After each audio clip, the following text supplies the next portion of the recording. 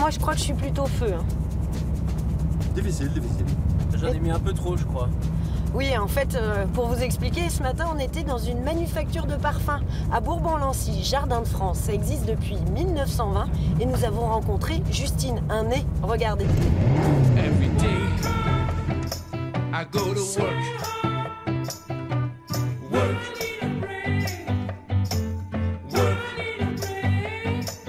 Every day I get work done.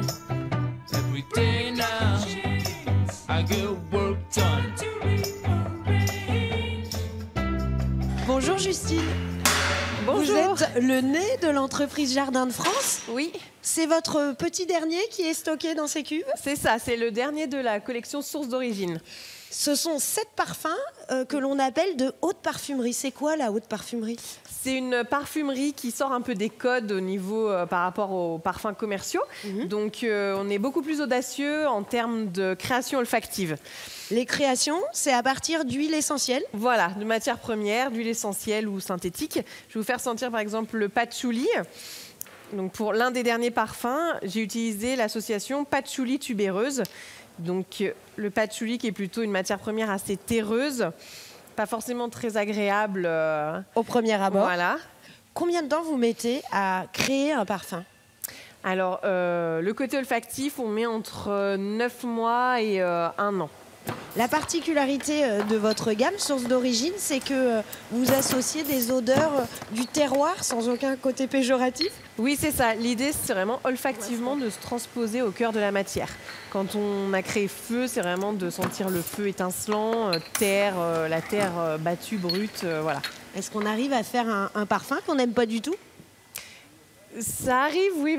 C'est le plus dur du métier puisque je ne crée pas les parfums pour moi, mais pour toute une population de consommateurs. Donc, il faut vraiment créer des parfums avec des goûts différents et pas forcément à mon goût.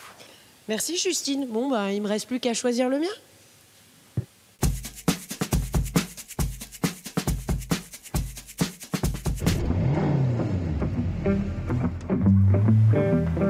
Le fait d'avoir intégré un parfumeur au sein de la maison de la manufacture Jardin de France nous permet de vraiment coller aux attentes et aux tendances de la consommation.